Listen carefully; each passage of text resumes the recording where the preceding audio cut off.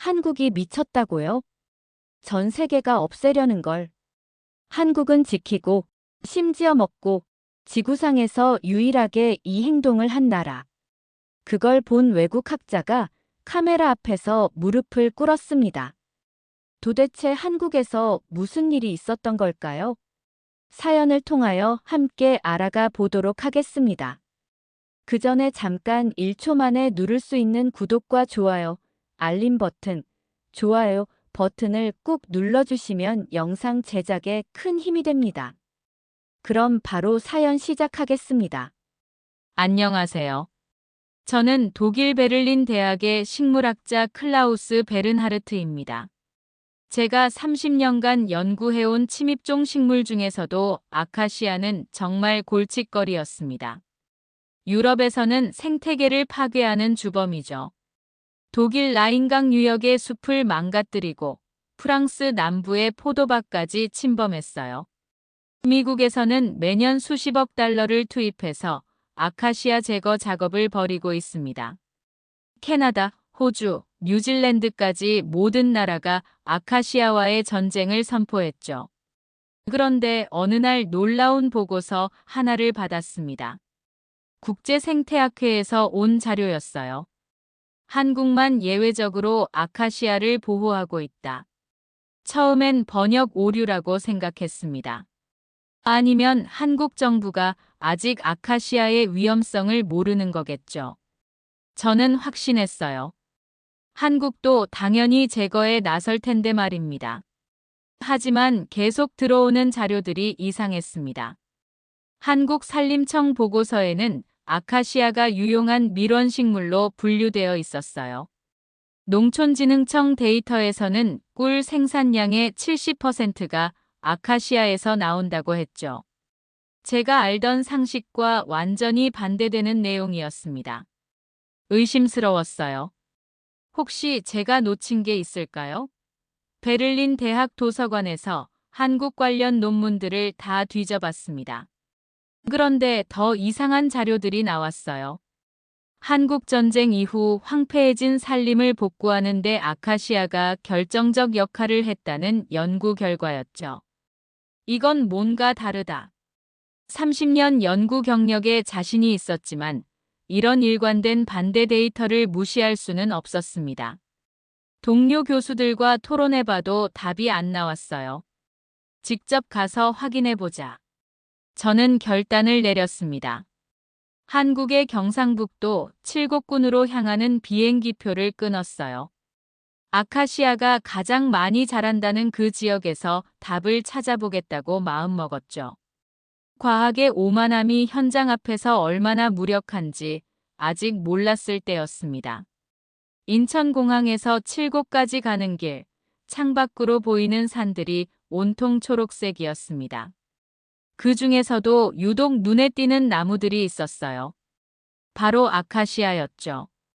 칠곡에 도착한 첫날, 저는 현지 보훈 안내인 박동우 어르신을 만났습니다. 70대 후반의 그분은 6.25 전쟁 당시 이곳에서 벌어진 격전을 직접 체험한 분이었어요. 선생님, 먼 독일에서 우리 아카시아 보러 오셨다니 고맙습니다. 박동우 어르신이 환하게 웃으며 인사하셨어요. 그런데 우리 아카시아라는 표현이 제겐 충격이었습니다. 침입종을 자기 것처럼 부르다니요. 칠곡 다부동 전적지를 걸으며 어르신이 설명해 주셨습니다. 이 고지에서 국군과 북한군이 50일 동안 치열하게 싸웠어요. 낙동강 최후 방어선이었죠. 그런데 선생님, 이 나무가 그때 우리를 살렸습니다. 박동우 어르신이 키 큰 아카시아 나무를 가리키며 말씀하셨어요. 저는 깜짝 놀랐습니다. 전쟁과 나무가 어떻게 연결되어 있다는 걸까요? 1950년 가을, 이 일대가 완전히 폐허가 됐을 때 말입니다. 포탄이 떨어져서 땅이 움푹움푹 패이고 시체들이 널려있는 참호 옆에서 가장 먼저 꽃을 피운 게 바로 이 아카시아였어요. 어르신의 목소리가 떨렸습니다. 이듬해 봄에 하얀 꽃이 피어나는 걸 보고 살아남은 병사들이 울었다고 합니다. 죽음만 있던 이 땅에서 생명이 다시 피어나는 걸 확인한 거죠. 저는 순간 할 말을 잃었어요. 그동안 생태계 파괴범으로만 여겼던 아카시아가 전쟁 상처를 치유하는 첫 번째 식물이었다니요. 생존한 김병길 할아버지가 그러시더라고요. 그 꽃향기를 맡으면서 아, 우리가 살아있구나 하고 느꼈다고 말입니다. 죽음의 땅에서 가장 먼저 생명의 신호를 보낸 게 아카시아였죠. 저는 경외감을 느꼈습니다. 침입종이라 불린 나무가 병사들에게는 희망이었던 거죠. 박동우 어르신이 저를 칠곡군 향토사료관으로 안내하셨습니다. 그곳에서 뜻밖의 발견을 했어요. 선생님, 이 시집 좀 보세요. 어르신이 저에게 한 권의 낡은 시집을 건네주셨어요. 흰꽃 아래서라는 제목이었습니다. 더 놀라운 건 저자가 루트비히 하일리히 박사라는 독일계 참전 용사였다는 점이었죠. 이분도 선생님처럼 독일 분이시네요. 1952년에 이곳에서 쓴 시집입니다. 유엔군으로 참전하셨다가 전쟁 끝나고 독일로 돌아가셨어요. 저는 흥미가 생겼어요. 같은 독일 사람이 70년 전 이 땅에서 무엇을 느꼈을까요? 시집을 펼쳐보니 이런 구절이 있었습니다. 하얀 꽃잎이 바람에 흩날릴 때 나는 라인강 기슭의 고향 마을을 떠올렸다. 이 낯선 동양의 땅에서 피어난 꽃향기가 어찌 이리도 그리운 고향 냄새와 닮았을까? 저는 뭉클해졌습니다. 독일에서 온 병사가 한국 땅에서 아카시아 향기를 맡으며 고향을 그리워했다니요. 그런데 더 감동적인 시가 있었어요. 전선에서 하루하루가 지옥 같았지만 아침마다 피어나는 흰 꽃을 보며 평화를 꿈꿨다. 언젠가 이 전쟁이 끝나고 고향으로 돌아가도 나는 이 꽃향기를 잊지 못할 것이다. 루트비히 박사는 또 다른 시에서 이렇게 썼습니다. 조선의 아이들이 꽃잎을 따서 입에 넣고 단맛을 즐기는 모습을 보며 고향의 조카들을 생각했다. 전쟁 속에서도 피어나는 달콤함이 있구나. 제가 그동안 학문적으로만 접근했던 이 나무에 이런 깊은 감성이 깃들어 있었다는 걸 몰랐어요. 루트비히 박사님이 1985년에 다시 칠곡을 찾아오셨어요. 그때 80세가 넘으셨는데 이 아카시아 나무 앞에서 한참을 서 계시더라고요. 박동우 어르신의 말씀에 저는 자기 반성을 하게 됐습니다.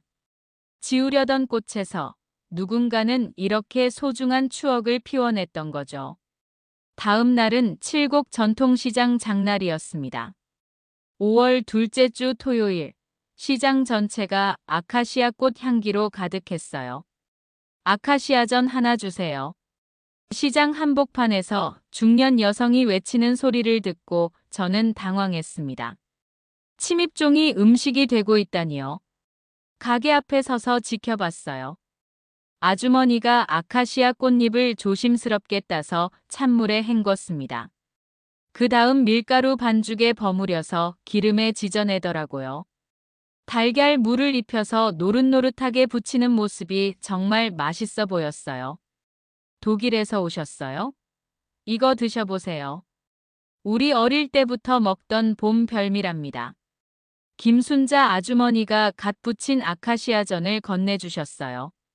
한 입 베어 물었더니 달콤하고 향긋한 맛이 입안에 퍼졌습니다. 이건 단순한 음식이 아니었어요. 계절의 맛이었고 추억이 담긴 맛이었죠. 우리 엄마가 해주시던 그 맛이에요. 봄만 되면 산에 올라가서 꽃 따다가 이렇게 해 먹었거든요. 30대 젊은 엄마가 아이 손을 잡고 와서 말했습니다. 우리 아들도 이 맛 알아야 하거든요. 할머니가 해주신 그 맛 말이에요. 시장을 돌아보니 아카시아 관련 음식이 정말 다양했어요. 아카시아 꽃껌도 있고 아카시아 떡도 있어요. 한과도 만들고 아카시아 차도 우려 마시죠. 상인 아주머니가 자랑스럽게 말씀하셨습니다. 저는 문화 충격을 받았어요. 제가 제거해야 할 대상으로만 여겼던 이 식물이 한국 사람들의 삶에 이렇게 깊숙이 스며들어 있었다니요. 우리한테 아카시아는 봄이 오는 냄새예요. 이 꽃 향기 맡으면 겨울이 끝났다는 걸 알죠. 아이들은 학교 가는 길에 꽃잎 따먹고 어른들은 전 부쳐 먹고 한 할머니가 미소 지으며 말씀하셨습니다. 저는 그제서야 깨달았어요. 나무는 생태를 넘어서 사람의 계절이 되어 있었던 거죠. 칠곡의 한 양봉장을 찾았을 때였습니다. 산비탈에 하얀 벌통들이 줄지어 놓여 있었어요. 벌통 주변으로 꿀벌들이 분주히 날아다니고 있었죠. 양봉업을 30년째 해오신 이성필 씨가 저를 맞아주셨습니다. 50대 중반의 그분은 꿀벌에 대해 누구보다 잘 아는 전문가였어요. 독일에서 오셨다고 들었는데 아카시아 연구하러 오신 거죠? 이성필 씨가 반갑게 인사하며 물었습니다. 그런데 다음 말씀에서 저는 깜짝 놀랐어요. 선생님, 아시는지 모르겠지만 우리가 기르는 꿀벌도 외래종입니다. 꿀벌도 외래종이라고요? 이건 정말 뜻밖이었어요. 이탈리아에서 온 서양 꿀벌이죠. 1960년대에 들어왔습니다. 그 전에는 토종벌만 있었는데 꿀 생산량이 적어서 경제성이 떨어졌거든요. 이성필 씨가 벌통을 열어서 보여주며 설명했습니다. 이 이탈리아 꿀벌들이 참 신기해요. 한국에 와서 가장 좋아하게 된 꽃이 바로 아카시아거든요. 정말 흥미로운 이야기였습니다. 두 외래종이 한국에서 만나서 서로를 살리고 있는 거죠. 아카시아는 꿀벌에게 최고 품질의 꿀을 주고 꿀벌은 아카시아 번식을 도와주고 말입니다. 이성필 씨가 계속 설명했어요. 아카시아 꿀은 색깔이 투명하고 맛이 담백해요. 결정화도 잘 안 되고요. 그래서 최고급 꿀로 인정받죠. 저는 흥미로웠어요. 외래종끼리의 공생이라니 이런 관점으로 생각해 본 적이 없었거든요. 처음에는 둘 다 이 땅에 적응하려고 힘들었을 거예요. 기후도 다르고 환경도 다르니까요. 하지만 60년 가까이 지나면서 완전히 한국 생태계의 일부가 됐죠. 이성필 씨의 말에 저는 철학적 전환을 경험했습니다. 외래종이라는 단어보다 중요한 건 함께 뿌리내리며 보낸 공존의 시간이었던 거죠. 이성필 씨는 3대째 양봉업을 이어온 진정한 장인이었습니다. 그분의 양봉장에는 200여 개의 벌통이 있었고 봄마다 수십만 마리의 꿀벌들이 아카시아 꽃을 찾아 분주히 움직였어요. 제 할아버지 때부터 시작해서 우리 가족이 70년 동안 이 일을 해왔습니다. 이성필 씨가 자랑스럽게 말씀하셨습니다. 연간 꿀 생산량이 15톤 정도 되는데 그중 80%가 아카시아 꿀이에요. 나머지는 밤꽃, 야생화 꿀이고요. 양봉장을 둘러보며 이성필 씨의 이야기를 들었습니다. 1960년대만 해도 양봉업이 그렇게 큰 산업이 아니었어요. 그런데 아카시아가 전국적으로 퍼지면서 양봉업도 함께 성장했죠. 그런데 다음 말씀에서 저는 깊은 감동을 받았어요. 솔직히 말씀드리면 이 아카시아 나무 없었으면 우리 가족도 없었습니다. 이성필 씨의 목소리가 진심 어린 감사로 가득했습니다. 제가 대학 보낸 것도, 딸 둘 시집 보낸 것도, 집 장만한 것도 모두 아카시아 꿀 덕분이에요. 벌통 옆에서 작업하던 아들 성민 씨도 거들었어요. 저도 아버지 일을 물려받아서 하고 있어요. 이 나무 덕분에 안정적으로 살아갈 수 있거든요. 한국 양봉 산업의 70%가 아카시아 꿀입니다. 전국에 2만여 양봉 농가가 있는데 수만 명의 생계가 이 나무에 달려 있어요. 이성필 씨의 설명에 저는 처음으로 제 오만함을 깨달았습니다. 학문적 관점에서 침입종이라고 규정하며 제거해야 한다고 주장했지만 실제로는 수많은 사람들의 생명줄이 되어 있었던 거죠. 선생님, 나무도 사람처럼 품격이 있는 것 같아요. 이 나무는 한국에 와서 사람들을 먹여 살리고 있잖아요.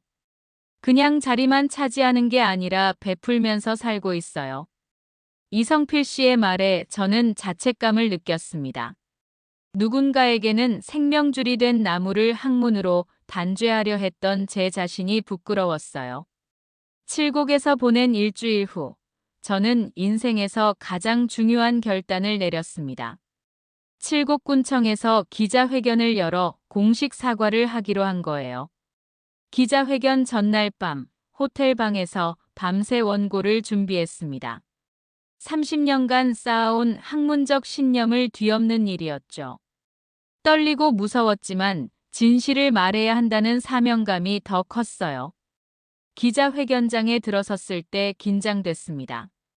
한국 기자들뿐만 아니라 독일 언론사 기자들도 화상으로 참여하고 있었어요. CNN, BBC 기자들까지 와 있었죠. 모든 카메라가 저를 향해 있었습니다. 저는 30년간 아카시아를 침입종으로 규정하고 전 세계적 제거를 주장해 왔습니다. 저는 목소리를 가다듬고 시작했습니다. 하지만 한국에서 직접 보고 들은 것은 완전히 달랐어요. 제가 얼마나 편견에 사로잡혀 있었는지 깨달았습니다. 기자들이 펜을 들고 집중해서 듣고 있었어요. 자연을 숫자와 데이터로만 재단한 나의 학문은 오만했습니다. 진짜 자연은 사람들의 삶 속에서 숨쉬고 있었죠. 박동우 어르신과 이성필 씨가 앞자리에 앉아 계셨어요.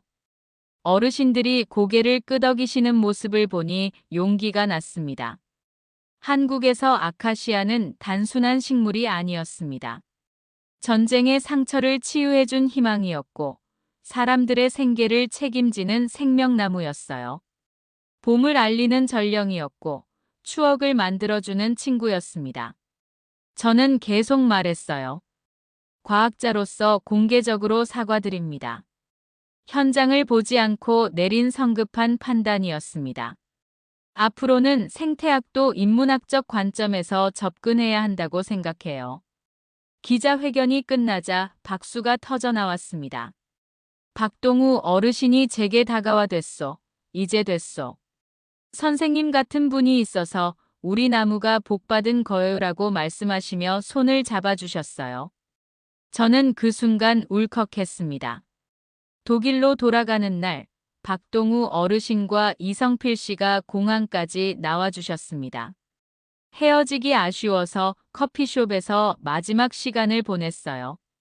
박동우 어르신이 작은 꿀 한 병을 제 손에 쥐어주시며 말씀하셨습니다. 선생님, 이걸 가져가세요. 우리 칠곡 아카시아 꿀입니다. 어르신이 미소 지으시며 덧붙이셨어요.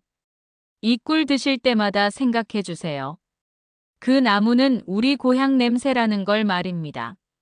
독일에서도 봄이 되면 하얀 꽃이 피겠지만 우리 아카시아만큼 정겨운 꽃은 없을 거예요. 이성필 씨도 작은 꿀통을 하나 더 주셨어요. 이건 제가 직접 채밀한 올해 첫 꿀입니다. 독일 가서 연구하실 때 드시면서 우리 이야기 잊지 마세요. 저는 감사함을 느꼈습니다. 한국에서 보낸 시간이 제 평생의 시선을 바꿔놓았어요. 나무도 사람처럼 정착하면 그 땅의 식구가 되는 게 아닐까요? 뿌리 내리고 살면서 그 땅 사람들과 정을 나누고 도움을 주고받으면 그게 진짜 자연 아닐까요? 박동우 어르신의 마지막 말씀이 가슴에 깊이 박혔습니다. 저는 다짐했어요. 이 이야기를 전 세계에 전하겠다고 말입니다. 비행기 안에서 아카시아 꿀을 한 숟가락 떠먹었어요. 달콤하고 향긋한 맛과 함께 칠곡의 모든 추억이 되살아났습니다. 박동우 어르신의 따뜻한 미소, 이성필 씨의 성실한 모습, 시장에서 만난 사람들의 정겨운 이야기들이 꿀맛과 함께 입안에 퍼졌어요. 편견의 껍질을 깨고 나니 그 안에는 이런 달콤한 향기가 숨어 있었던 거죠. 지금도 저는 유럽 각국을 다니며 강연을 하고 있습니다. 자연을 제대로 이해하려면 현장으로 가라. 그리고 그곳 사람들의 이야기를 들어라. 진짜 학문은 책상에서 나오는 게 아니라 사람들의 삶에서 나온다라고 말하면서 말입니다. 제 이야기를 끝까지 들어주셔서 정말 감사합니다. 모두 안녕히 계세요. 오늘 사연은 여기까지입니다. 그저 침입종이라 불리던 나무 한 그루. 하지만 한국에선 그 나무가 전쟁의 상처를 감싸고 가족의 생계를 지키고 마을의 봄을 피워냈습니다. 자연과 사람, 그리고 시간이 함께 길러낸 한국만의 방식, 한국만의 품격이었습니다. 여러분은 이 이야기를 어떻게 들으셨나요? 댓글로 여러분의 생각을 나눠주세요. 마지막으로 1초밖에 걸리지 않는 구독과 좋아요, 알림 설정은 감동적인 사연을 담은 영상 제작에 큰 힘이 됩니다. 지금까지 해외 감동 사연을 담아 여러분께 진심을 전하는 감동 고양이였습니다. 긴 영상 끝까지 시청해주셔서 감사합니다. 더 좋은 이야기로 다음 시간에 찾아뵙겠습니다. 감사합니다.